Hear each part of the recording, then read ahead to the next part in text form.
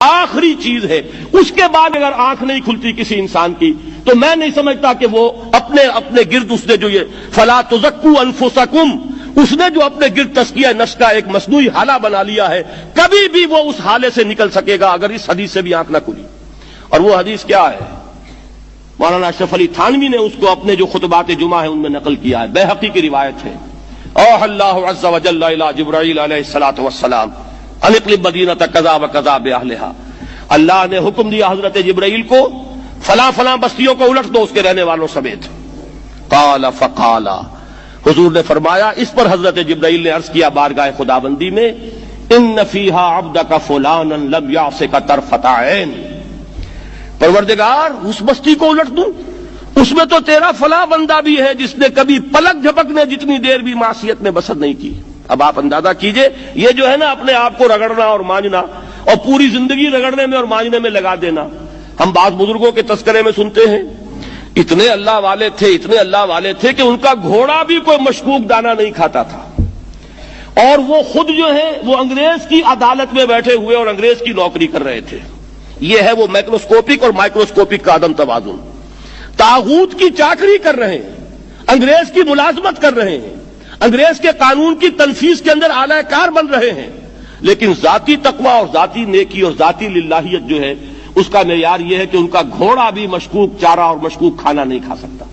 یہ ہے وہ عدم توازن. اس کو نوٹ کیجئے گا، جس کو کہ اس حدیث میں محمد الرسول اللہ صلی اللہ علیہ وسلم نے واضح کر دیا کہ حضرت جبرائیل عرض کرتے ہیں کہ اللہ فلاں بستی کو الٹ دوں، اس میں تو تیرا فلاں بندہ بھی ہے جس نے پلک جھپکنے جتنی دیر بھی معصیت میں بسر نہیں کی. ذاتی نیکی کا اب اس سے اونچا کوئی مقام کوئی شخص مجھے اگر بتا سکے تو میں اس کا مرید ہو جاؤں گا. اس سے اونچا کوئی مقام ہوگا کہ آنکھ جھپکنے جتنی دیر بھی کسی نے معصیت میں بسر نہیں کی.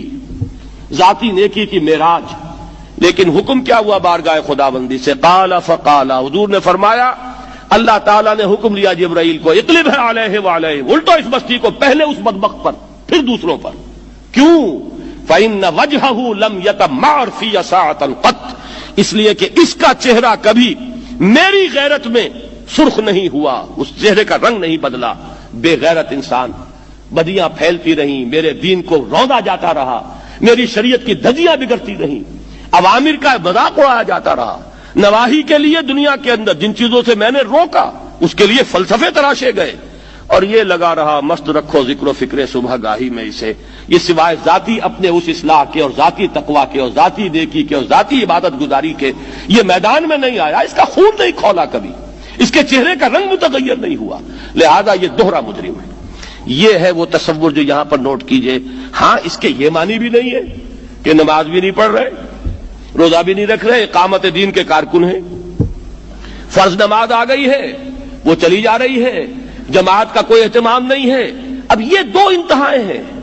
ایک انتہا یہ کہ وہ تزکیہ نفس جو ہے اسی میں وہ رگڑنے اور مانجنے کا عمل جاری ہے. ایک یہ کہ اس کا سرے سے کوئی تعلق ہی نہیں، اپنی ذات سے بحث ہی نہیں. وہ کیفیت وہ ہو گئی ہے جو یہود کی آئی ہے قرآن مجید میں کہ تامرون الناس بالبر وتنسون انفسکم وانتم تتلون الکتاب. کیا تم لوگوں کو نیکی کا حکم دیتے اور اپنے آپ کو بھول جاتے ہو؟ یہ دوسری انتہا ہے. پھر وہی بات عرض کروں گا، وہی بال سے زیادہ باریک اور تلوار کی دھار سے زیادہ تیز راستہ ہے جس پہ چلنا ہوگا کہ نہ یہ ہو کہ وہ مبالغہ ہو رہا ہو، اپنی ذاتی اصلاح میں تو مبالغہ کی حد تک آگے جا رہے ہیں، اور دوسرے یہ کہ اپنے دین کی تبلیغ و اشاعت، اقامت دین کی جد و جہد، اس کا کھانا ہی نہیں کھولا زندگی میں، وہ کھاتا ہی نہیں کھلا ہے. یہ ایک انتہا ہے. دوسری انتہا یہ ہے کہ انسان یہ سمجھے اپنے آپ کو کہ میں تو مجاہد فی سبیل اللہ اور دین کا کارکن اور دین کا میں اللہ کے دین کو قائم کرنے کی جد و جہد کرنے والا ہوں، جبکہ حال یہ ہو